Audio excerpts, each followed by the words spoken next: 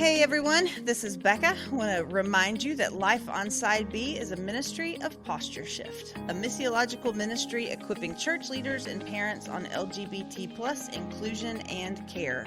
You can learn more about their awesome work at postureshift.com. Also, we want to thank all of our patrons who keep the podcast going and growing through their continued giving. If you love this podcast, we would love for you to consider becoming a patron at patreon.com/lifeonsideb. Now, on to the episode. Hello. Welcome to Life on Side B. This is Henry, and today I have the immense pleasure of chatting with Bridget Eileen Rivera, who wrote Heavy Burdens, 7 Ways LGBTQ Christians Experience Harm in the Church. We have so much to cover. So just first, thank you, Bridget, for being here. How are you? Hi, I'm doing great. It's really great to be here. So thank you for having me. Yes. Where are you talking to us from this morning? I am here in New York City. I live in the Bronx, so I'm talking currently from my living room. Perfect. Oh my gosh, I haven't had a chance to text any of y'all this yet. I've been meaning to put y'all in a big group message. All the Side B New York people, but I'll be in New York March 14th to the 21st to surprise a pastor friend of mine. Oh, no way! Yeah, so we all have to get together. Me, you, Ray, Art, whoever else. We all have to get together. So. Okay, yeah, we need a Side B get together. Yes, 100%. I've never been in the Bronx, Yes. so you got to show me around the Bronx. So. Okay, party at my place. Yes. I'm totally down. Okay, so let's get right in the book. I have read it twice, because Whoa! yes, Wow! I was That's like, neat. when I like start nitpicking something, or not nitpicking, but really diving into something, I'm like, okay, I gotta figure out the nuances. And like then I become like a fan. I'm like, Bridget's my friend. I was a fan first, then we became friends, then I'm a fan again. So I'm just like, this is amazing.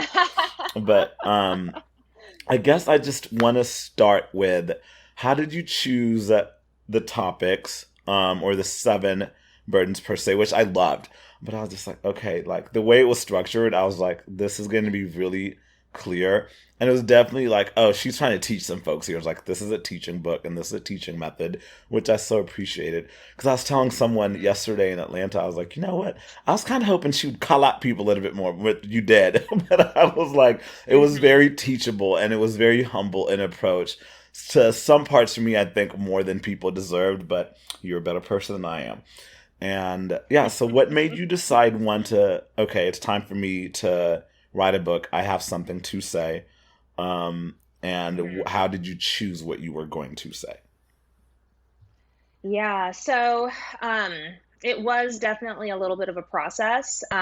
When I sat down to kind of plan out the book, I knew immediately, like the first 3 burdens were like already written in my Mhm. mind. Like I had them laid out. I knew exactly what I was wanting to say. And covering the history that led up to present day was like really, really important to me because Mhm. I felt as if that is something that so many people don't understand, and it contributes to just speaking past each other because like Mhm. people don't even know the history of like what we are talking about. Mhm. And so I was like, okay, I need to cover the history, and I need to like lead people up to present day, and like the big things historically are one, the role of the Protestant Reformation, Mhm. which I call in the book the original sexual revolution, the Mhm. first sexual revolution. Yeah, and I thought that was Not the really night, not fascinating. yeah, not the 1960s, like we've been led to believe. It Mhm. was all the way back, um, during Martin Luther's time, leading Yeah. up to today. And so that was kind of like burden number 1. And then historically, what is the other big thing? Well, Freud and like the Mhm. creation of homosexuality as a category, Mhm. and the pathology behind it. And so that, immediately was burden number two, and exploring Freud's role. Mm-hmm. And then the AIDS epidemic and what took place during that time with Mm. just the type of just demonizing that gay people saw during Mm-hmm. that time coming from the religious right. And so all of that was just like, it was written in my mind, like Mm-hmm. from day one. I know this is what I need to talk about. Um, the next four burdens kind of developed as I was writing the first three and just Mm-hmm. kind of spending more time in thought about what needed to be shared. And as I spent time in conversation with the people that I was interviewing. And the interviews that I conducted played a huge, huge role in identifying the four final burdens that I talk about in the book. Just listening to people share their Mm-hmm. stories, what they had been through, and just kind of pulling out from that common denominators, I guess, in those Mm-hmm. experiences, so that I could speak to things that, um, you know, can't necessarily capture the everything about what it's like to be queer in the church, but at least get to um, aspects that can like bring people to the heart of the matter, I guess, of Mm-hmm. what's going on. And so, yeah, I guess that was my process. Yeah. And since you touched on it, the research you did for the background information, the context you provided, was incredible. It was in depth. It was crafted carefully in a way that helped guide people to like, oh, this is how we got to where we are because of these things that happened. What was that process like? Because I found like the information on the Protestant sexual revolution just fascinating. Like, it's something I've thought through before, but it's never something I've thought through academically or even theologically. It's Hmm. like, oh, this was a deliberate.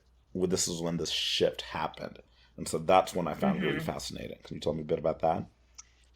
Yeah, oh my gosh. The research that I did was it was a lot of work, I have to say. Yeah. And it also there was an added difficulty. I did not have a laptop at the time. Mm-hmm. And so I had to travel into my university every single day to use the computers in my department Oh my gosh. to do the research and, Wow. go in the library and order the books and all of these things. And so it was really funny because I'd be sitting in the like computer section of my department and just have like this massive stack of books, like super super high, and people would just be like, what the heck is she doing over there with all of Oh these my books? gosh. And I got a locker for myself in our department, and like I would like open up my locker and just like piles of books would just like fall out That is so that funny. I was like skimming through and like finding different nuggets in. And so yeah, the research was definitely really intense. Yeah.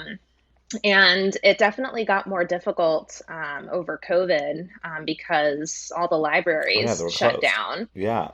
And so I was actually fortunate enough to have ordered from my university library the vast majority of books that I needed. Mm. Um, uh, and I was fortunate enough to have ordered those before everything shut down. And Hmm. so I wound up just kind of bringing everything home from my university in this like giant backpack and Yeah. two other bags that I held by hand. Oh my gosh. And wound up returning them. Actually, I returned all of them just a few months ago. It's like y'all can have these back now. Oh my Yeah, gosh. yeah. And But how? yeah, it was definitely a lot, but it was also a lot of fun, and I learned a lot from the Yeah. experience too. There was a lot that I discovered in the process that I myself hadn't known and was like shocked to find out. I was like because I had known this stuff was there, Hmm. but I didn't realize how there it was. Just like sitting there, so apparent and Hmm. obvious. Um, yeah, it was really incredible just digging through all of it. Yeah. How long did it take you to write this book? Since you mentioned the beginning of COVID, and I know you were doing research before that. So I think from like first writing to publication, how long was that? I started writing end of October, mid-October, end of October. And I submitted the final End of manuscript. October of what year? Um, oh, I'm sorry. I'm I was like, sorry. girl, people might think you meant this 2019. past fall. Okay. No, not this past fall, right before COVID started, Yeah. October 19. 2019. Okay. Yeah, right before COVID hit. That's when I started, and then I submitted it. I'm trying to think. I submitted it end of October 2020, so it Okay. took a year to write Okay. the whole thing. Oh Yeah, my gosh. and I wrote most of it during COVID, Yeah. which was an So, interesting experience. gosh, just isolating in itself, and then you're dealing with such heavy topics, and like you don't have your normal outlets that you would have normally. Yeah, the section that I wrote about the AIDS Hmm. epidemic, I wrote that during the first full Wave. month of COVID Oh shutdown. my gosh. And like back, like, during that time, everyone was panicking, like talking about the apocalypse and like Yeah. we're all gonna die. And it was actually really um, terrifying to like be going through that in real life and also like studying Yeah. It's just the parallels. a epidemic, yeah, a parallel Yeah. epidemic that happened, not that long ago. Yeah. And to again be in And New York City, it's or in New York, it's like mhm, where it was kind of the yeah, epicenter of the both of them, so to say. yeah. Oh my Hmm. gosh. Yeah. So everybody, yeah, go buy this book because clearly it was a labor of love and time, and it was a gift to us that Bridget did not owe us, but she gave it to all of us. Um, it was, let's see. Okay, I got lost in my questions here.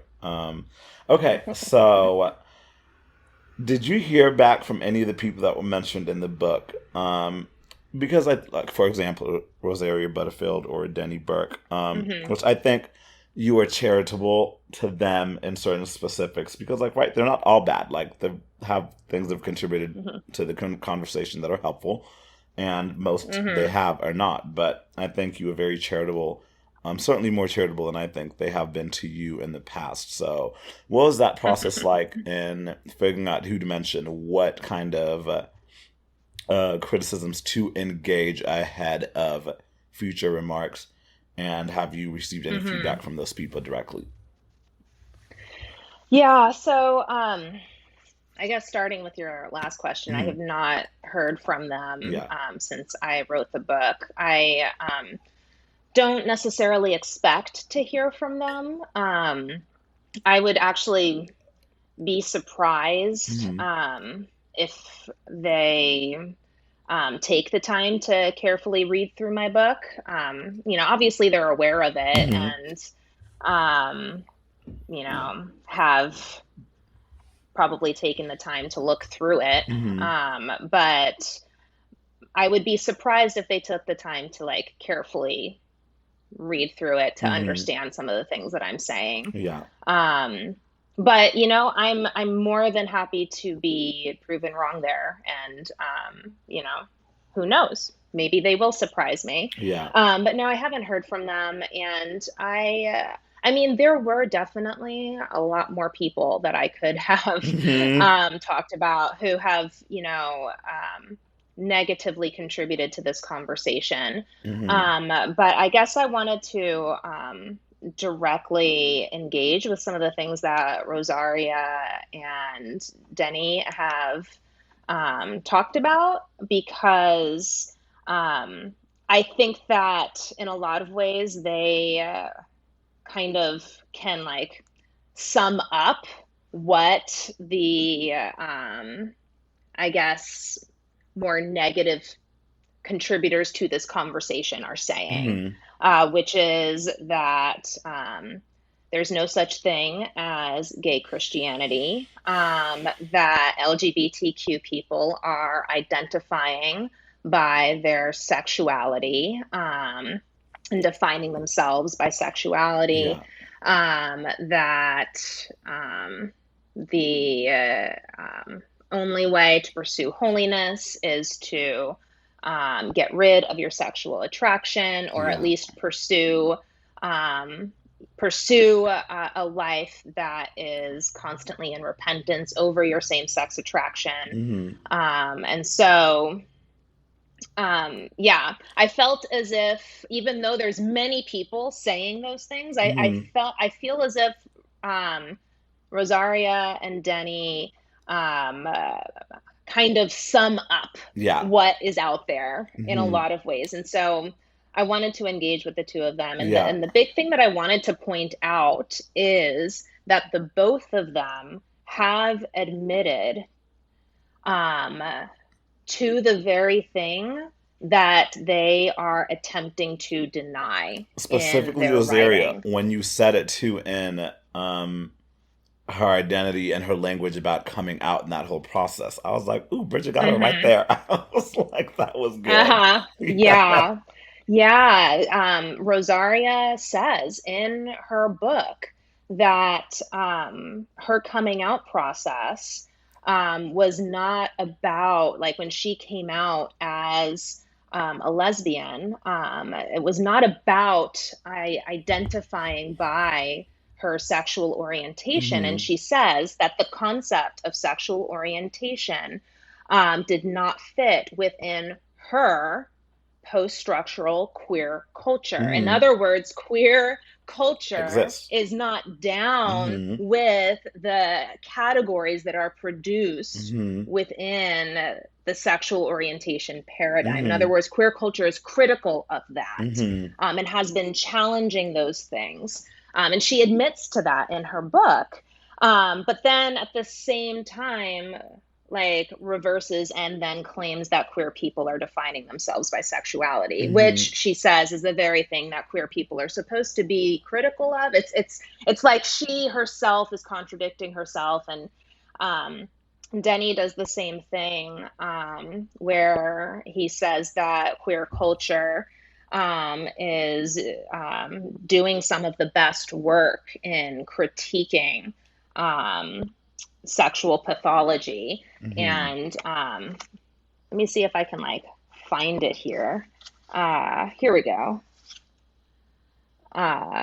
Yes.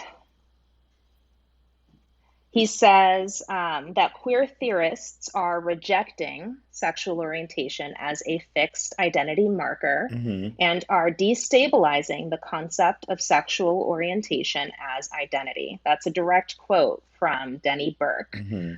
And yet, even as he admits that queer people are trying to chip away at this idea that sexual orientation is this defining characteristic of human Mm-hmm. identity, even as he admits that, he points the finger at queer people and says, you are, you're defining yourself by your sexuality. It Mm-hmm. makes, like, absolutely no sense when he admits that the whole point of queer theory is the opposite. Yeah.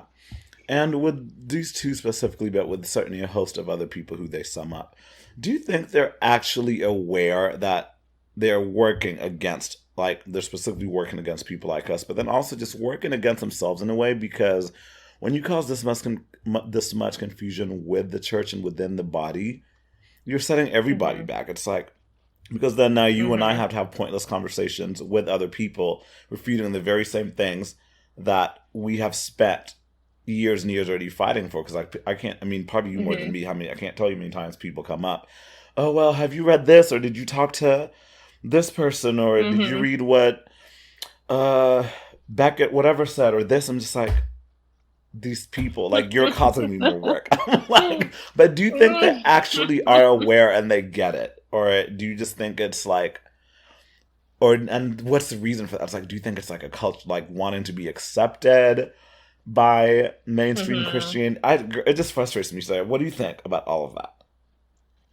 Um, I don't really know. I don't want to like Yeah, speak because we like can't think for other people, only right? they can really, Yeah. yeah, only they can know whether they are engaging in like a farce or not. Hmm. It is very strange to me to hear some of the things that Rosaria says that are just blatantly and outright false Hmm. about queer theory, queer culture, queer people. Um, because she also at the same time claims to have been a professor who was involved in this in the 90s. And it is very confusing because theoretically she should know better. Hmm. And she often actually uses, like, she touts her, like, PhD and her status as a professor in the past in order to, like, appear to be an authority on these Hmm. things. And while at the same time saying things that are just like, honestly, such obvious stereotypes of queer culture Hmm. that like are rooted in ignorance. Yeah, I read it in like '90s television. That yeah, that like that just don't represent what actually is going on at all. Hmm. And so it is very strange because someone like her should know better. But I can't really speak to like what's going on Hmm. internally for her. And it's possible that she is so far removed from queer culture at this point that Hmm. she has come to believe many of the lies that are spouted about it Mm. in broader society. Yeah. Yeah. And you mentioned a few minutes ago about how they spend, and critics in general, not just the two of them, but they spend so much time like thinking about our identity points, even more than we do. And then in the book, I don't Yes. know who you mentioned, specific story, I can't recall the guy's name, but at one point that stuck out to me was when he said, I get up in the morning, I kiss my husband, I go to work, and don't really spend Yeah. a lot of time thinking about my queerness the way they think we do. So yeah, tell me Yes. about that. Hmm. Yeah. Oh man.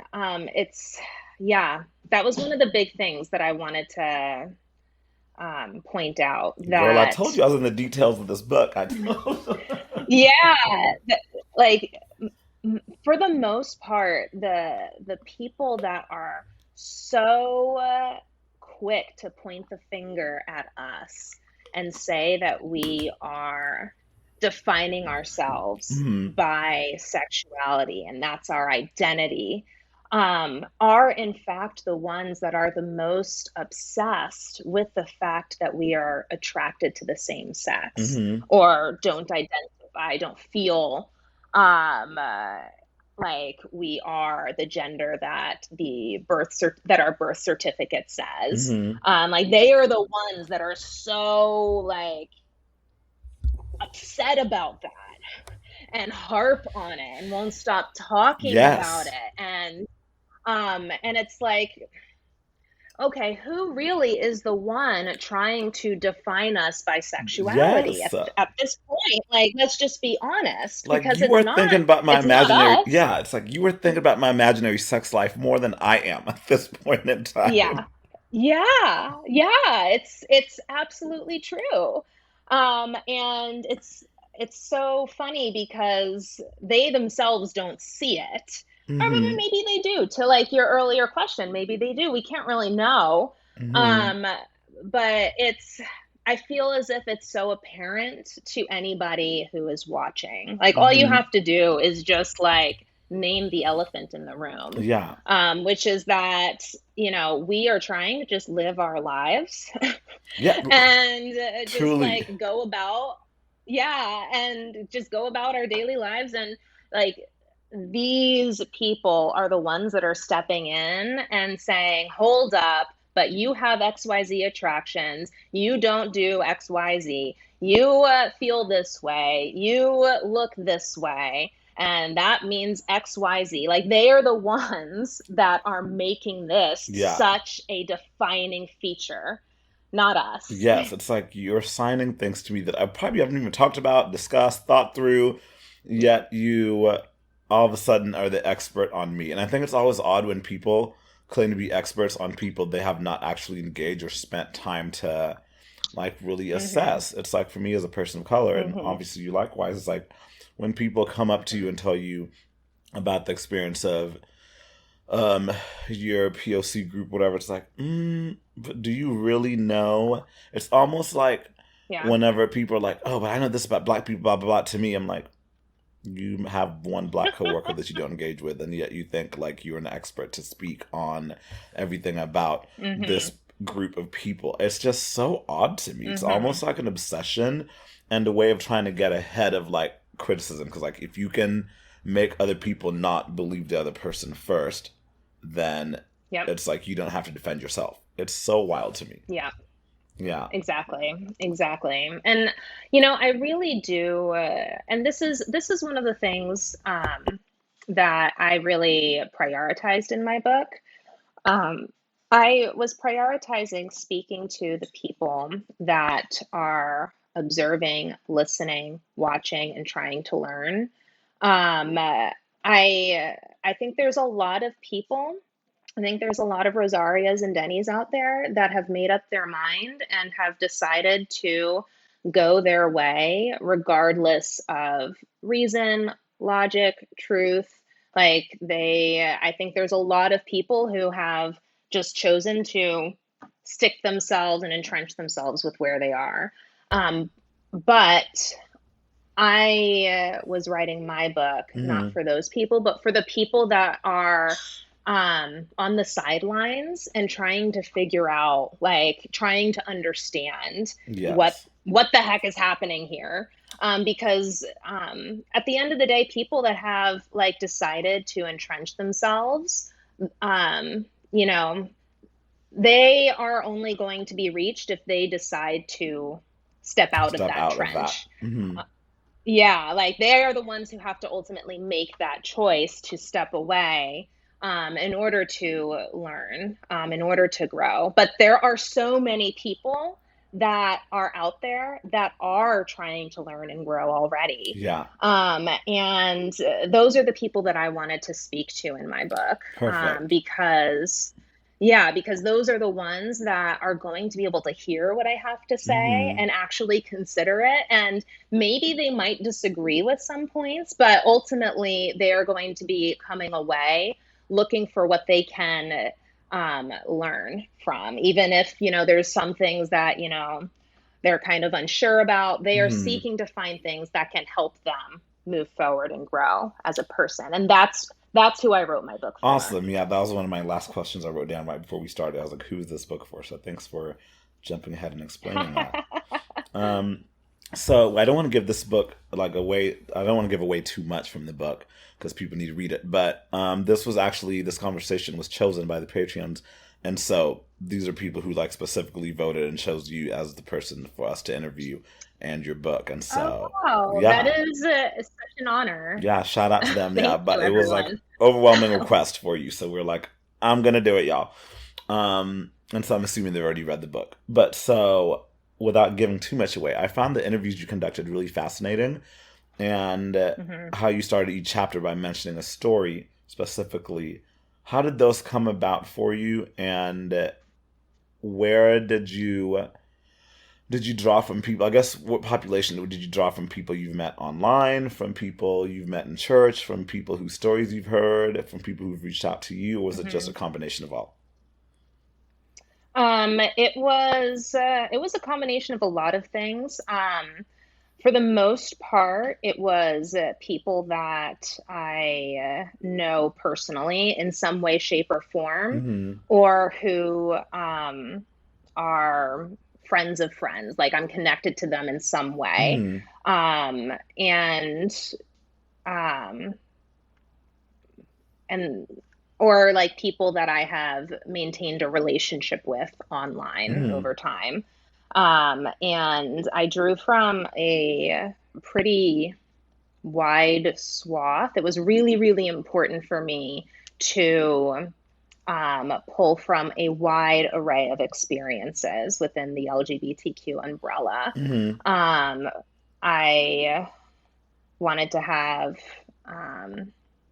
lesbians, I wanted to have bi people, I wanted to have gay men, I wanted to have an asexual voice, I wanted to have someone who could speak to the intersex experience, I wanted to have trans people, and I wanted to have a diversity of racial experiences Mm-hmm. within that. And so I really tried to pull from a wide array of experiences as well as a wide array of theological Mm-hmm. positions. And so the number of people who would, maybe fall on the side B side of things is roughly equivalent to the number of people that would fall on the side A side of Mm-hmm. things. And there's also a few that, are kind of like, I'm still figuring this out and don't completely know Mm-hmm. where I am on the theology question. Yeah. And so, I wanted to get an array Mm-hmm. because I wanted to speak to the fact that like this happens across all experiences Mm-hmm. for everyone in the queer community, um, regardless of where we fall on theological positions, regardless of how we might identify across racial experiences and denominations. Like these are commonly shared experiences across all of this. Mm-hmm. And I wanted that to just be front and center, Yeah. these individual people's stories. And I can also say that I interviewed more people than I was able to put in the book, which was Mm-hmm. a very frustrating experience for me, because if I could, I would have put every single one Yeah. in the book, because I felt as if they all had very important things Mm-hmm. to share. And so it was very frustrating that I couldn't Yeah. put every single one in the book. Well, you have a website, so maybe those can end up on there in another form or Yeah, fashion. yeah, So, um, yeah. yeah, speaking to what you said about you included just as many stories from side A or side B, or even people who no longer believe or whatever. Did you have any hesitation about, okay, if I played a, which is, oh my gosh, they always pit us against each other, anyways. But if I play Mhm. to one side of the conversation, I'm going to alienate another side, or what was that for you? Yeah, I did worry about that. That people were going to feel as if I was catering to one side or the other in my writing. And, you know, I knew that as a person who follows the traditional sexual ethic, Mm-hmm. that there were going to be a lot of people on the more progressive side of things that were automatically going to be suspicious of me. Mm-hmm. And I have received some of that, unfortunately, and it has Mm-hmm. been frustrating. But then, on the more conservative side of things, there would be people coming at the book, um, seeing the fact that I am supportive of side A Christians, and believe that they have equal standing in the sight of God. I think that there's a lot of people on the more conservative side of things that see that and are like, oh, she's catering too much. She's Mm-hmm. caving to the progressives. And so that was like a thing that I was very aware of. And at the end of the day, I just had to be like, ultimately, I cannot write a book out of fear of what Mm-hmm. people are going to say on either side of the continuum. Like, I have to write what I feel needs to be said in this moment. And I did make a point because, there were opportunities where I could have like talked about some of the, I guess, internal conflicts within the queer Christian community Mm-hmm. between side A and side B, and the effects that has on Mm-hmm. people, that are internal conversations. Yes. But I decided not to, because I felt as if this book was not for the gay Christian community alone. This book, I was hoping, would reach a much wider audience, which Mm-hmm. is those outside of the gay Christian community, who are looking in and needing to learn how to be inclusive. Yeah. And I felt as if talking about our own internal struggles in the gay Mm-hmm. Christian community and our own internal conflicts um, would just take away from my wider goal of speaking to cishet Christians out Mm-hmm. there and helping them to come along and understand our experiences better. Yeah. And I think there's something to be said too about not sharing too much of the internal stuff, because I think sometimes when we give people access to that, they can end up using those against you. Because I even think about when Yeah, I speak to like white people sometimes about like POC issues, I'm like, sometimes some of this needs to be handled internally with people of color and not necessarily in like yeah, the broader community. But because that's almost like putting too much out there that then gives them an excuse to yeah. distract from what we're actually trying to achieve.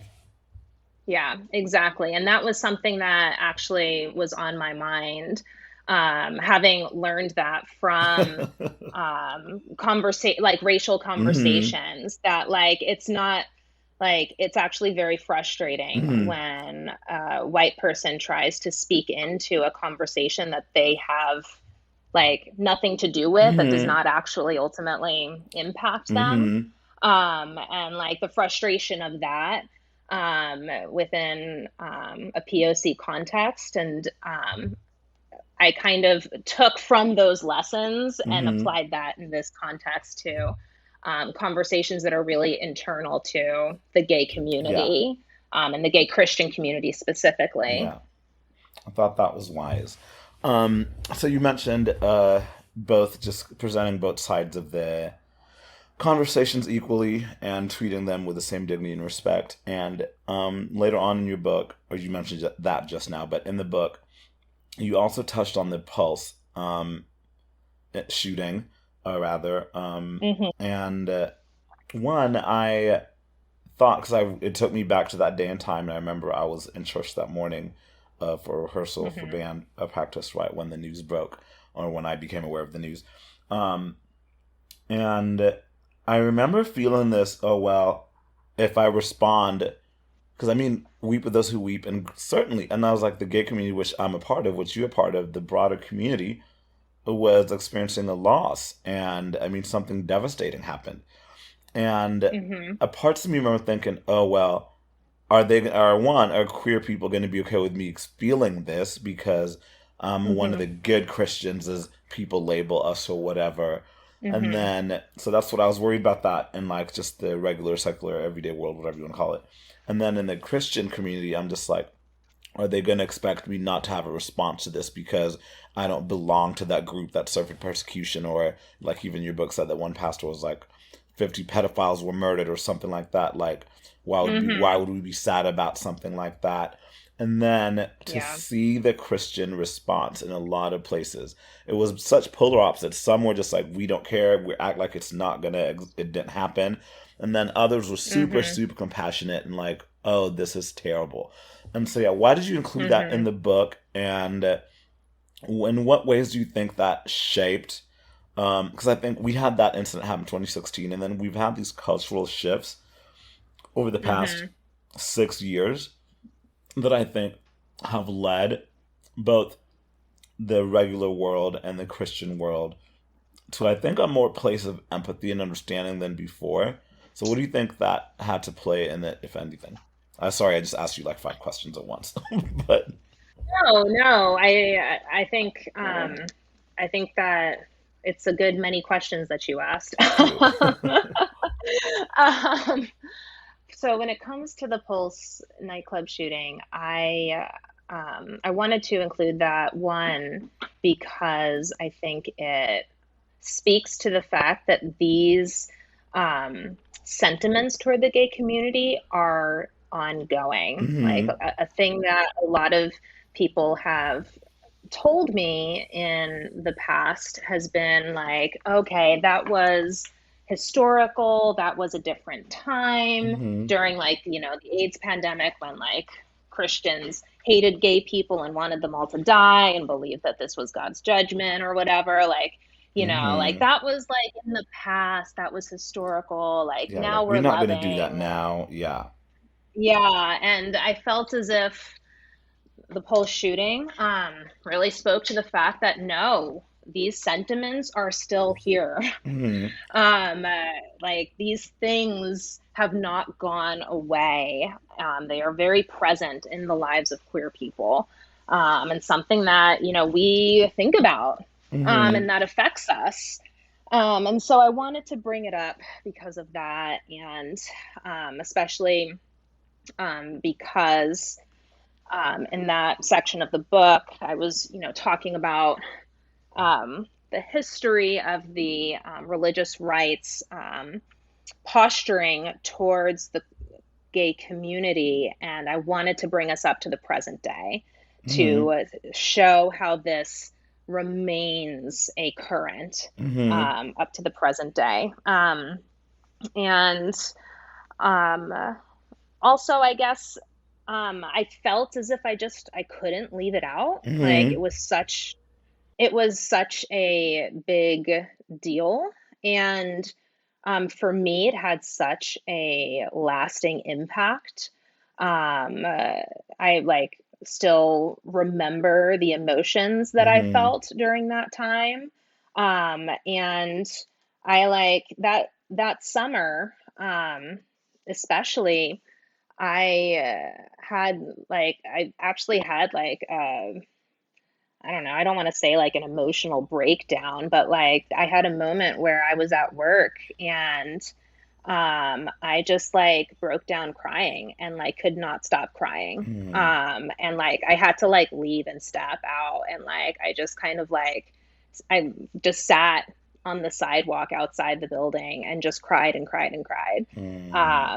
Because like I think the Pulse shooting um is like it was such a big event on top of everything else in Mm-hmm.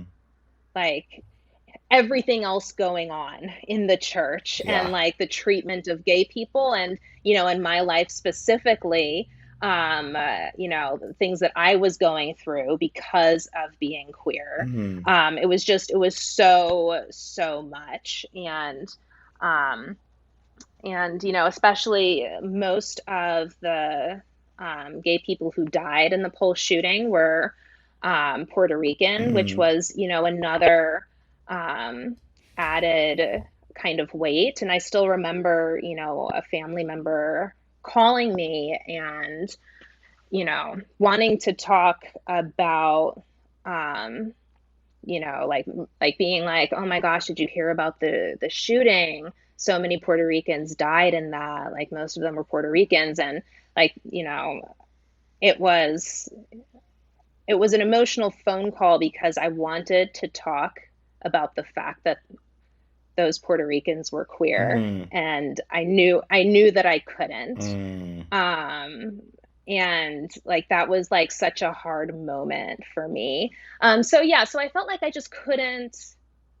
couldn't leave out Mm-hmm. Pulse because it's such an important historical moment that took place over the past decade, and I think really speaks to um, a lot that continues to go on, these sentiments that continue to prevail towards the gay community in conservative Christian spheres. Mm-hmm. And what's really interesting is that was 2016, and then the year before that was when gay marriage was legalized, and so it's like people think we make this Hmm. much progress, and then it's like no, Hmm. this still exists out here like Yeah. that. Yeah. Yeah. Let's see what else do I have for you here. I have a couple more questions. On page 125, at least I don't know what it is in print, but on the ebook it's page 125. My celibacy is always a lesson to be given to the gays, but not the straights. I was like, retweet, retweet, retweet. Like, I mean, clap for that. That whole section. I was like, yes, girl. I mean, I was just like, oh my gosh. So give me all the background and context on that you want, without giving too much away, because it's so crazy how, like, our stories, like, certainly gay Christians, we're not a monolith, and no people group are a monolith or whatever. But it's like, so many of our experiences are similar that you think people would listen to us. It's like, oh, Bridget's been told that. I've been told that. Like, I literally almost actually, almost, I did roll my eyes when I read parts of that, because I was like, oh, great, she gets it too. Like, we all get it. It's like, oh my gosh. Yeah. Yeah. Yeah. Oh, it does really frustrate me, because whenever people, like, want to use the fact that I am celibate as a, like, I don't know, like, see, It's like a weapon against again, like, other people. yeah, like you had mentioned, like, she's one of the good ones. She's doing it right, and it becomes this weapon against others. And it's like, okay, so, like, I am doing my best to follow traditional teaching. And why do you feel as if that is something to turn against all the other gay Christians that exist in the world? Why would you go there? Why can't you, like, look at yourself Yes. and consider maybe how you are not submitting to what the Bible calls you to do. Girl. And it is very, very frustrating. And it's like, okay, you celebrate the fact that I follow a traditional interpretation of Scripture. Let's look at what a traditional understanding of Scripture actually is. Oh, well, look at this. Like, if we're going to follow traditional teaching, that actually implicates a lot of straight Christians in the church and how they are living their lives. Yes. So this isn't just about, like, gay people. Like, actually, most of what we can learn from the Bible about traditional sexual ethics applies to straight people. Yes. I mean, just even statistically speaking, that is already true. My response to that, I wrote something down. And because whenever people tell me, oh, Henry, I'm so encouraged by your celibacy, like, way to just sacrifice for the kingdom. Bridget, I'm so, like, just in awe of what you're doing. I'm like, okay, thank you. I appreciate that. But also it's like, why can't you tell me about something you're sacrificing for the kingdom? Why is my loss on this side of eternity something that, like, you admire, but it doesn't spur you to look at your own life and examine and see, oh, wow, Bridget is giving something up for the kingdom. What areas of my life am I not examining closely and stewarding the same way that she is, with the same kind of commitment to Christ? And that's always my question. Like, whenever somebody tells me that now, I'm just like, thanks. What are you, like, sacrificing or giving up for the sake of the kingdom? And most of them usually don't have an answer to that. Yeah, exactly. Or, like, they'll make comparisons to like not watching porn, or like not cheating on their wife, and it's like, come on, you want a pat on the back like, for something? Are you serious?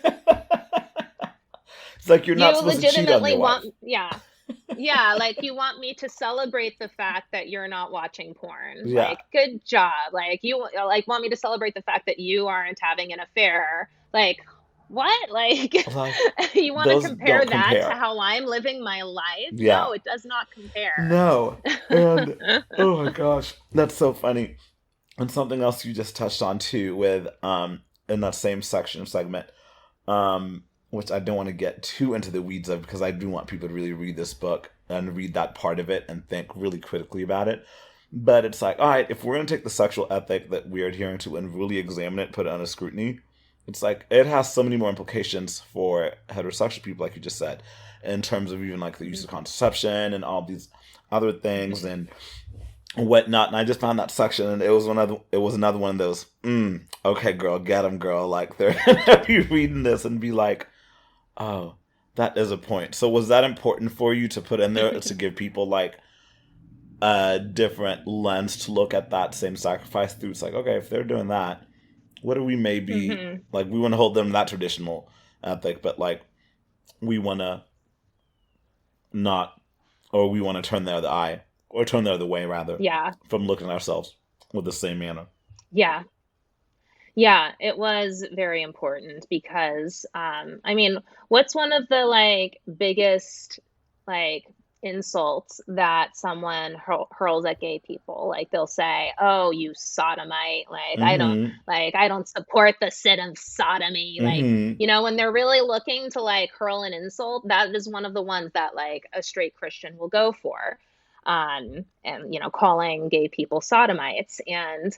I really wanted to like get deep down into the weeds of like what sodomy actually is.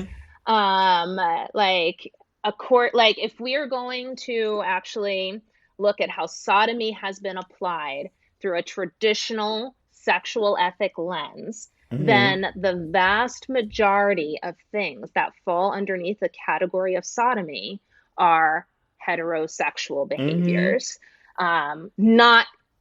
not homosexual behaviors. Like the Mm-hmm. vast majority of things that would be considered sodomy, according to a traditional lens, are heterosexual. Yeah. And that includes a whole lot of sexual behaviors that the vast majority of conservative Christians actively engage in Mm-hmm. today. And it's just a little bit ironic because they will, on the one hand, celebrate the fact that I follow traditional teaching, but ignore the fact that they themselves actually don't. Mm-hmm. And actively preach a sexual ethic that is not actually traditional at all. You know, I I think I was reading an article by Wayne Grudem where he was supporting the use of IVF. Mm-hmm. And you'll read a lot of evangelical pastors talking about how divorce and remarriage is okay. Um, you'll hear a lot, supporting things that just would never be okay Mm-hmm. under a traditional understanding of scripture. Yeah. And I get into it more in the book and I explore it more deeply. But it's a huge double standard, because the reality is that we, meaning gay people, are Mm-hmm. expected to follow traditional teaching to a T. But I have never met a straight Christian that expects the same of themselves and other straight Mm-hmm. Christians. Gosh, yeah, that section is really good, y'all. So just dive into that part of the book. Um, Another section that I found really fascinating was the social construct of clarity. I really enjoyed this section and the language found in it. What other social Hmm. constructs do you think we as queer people or queer Christians are burdened by? Yeah, well, the biggest one is the social construct of sexual orientation and Mm-hmm. like the pathologizing of homosexuality. And there's just so much attached to that like continues to haunt us to this day. Mm-hmm. Um, and I talk about in my book how all of the different things that gay people try to do in order to get people to understand Mm-hmm. that like this does not define us. So that's like, I mean, that's a big one. Yeah. Another social construct is just gender in Mm-hmm. general. And so we talk about the sexuality side of things and how sexuality is constructed in our culture. But then there's also gender and how gender is constructed, and what's considered masculine and feminine, Mm-hmm. and like appropriate roles for a man and appropriate roles for a woman. And how, like, if you're born with a certain biology, that automatically means you must be XYZ way. Mm-hmm. And it's all of that is a social construct, and very much rooted in culture and how your culture thinks about Yeah. all of these different things. And I actually quote. I actually quote the what is it called? I've like, oh yeah, recovering. I don't know why I just like blanked on that. I actually quote the, flagship book of biblical manhood and womanhood, recovering biblical manhood Yes. and womanhood. And I quote them actually saying that gender is a socialized thing, that it is rooted in cultural norms. And like they will admit it. And yet they will still say that these things are nevertheless um, uh, like like gospel truths that must be followed for you to be a good Christian. Like you must be masculine in all of these ways, otherwise you are not a godly man. You must be feminine in all of these ways, otherwise you are not a godly woman. Mm-hmm. Even though they will admit that these things are ultimately rooted in culture, Yeah. not any kind of biblical universal. That's so true. Especially even one that I thought that even ties in with that is even the social construct of romance, which we are critiqued and Yes. criticized Mm-hmm. for. And I'm just Yep. like, Lord, I roll my eyes. Mm-hmm. Oh my gosh. Yep. Okay. Romance itself, I mean, like, so much behavior, like, can be interpreted as being romantic until, Mm-hmm. like, you can't do anything with a friend because, like, people might think you're being romantic with them. Yes. And it's just kind of like, okay, so in other words, like we all have to be islands to ourselves, never interact in any kind of way that expresses love and care for other people, Or yeah. because it could potentially be construed as being romance. Isn't that crazy?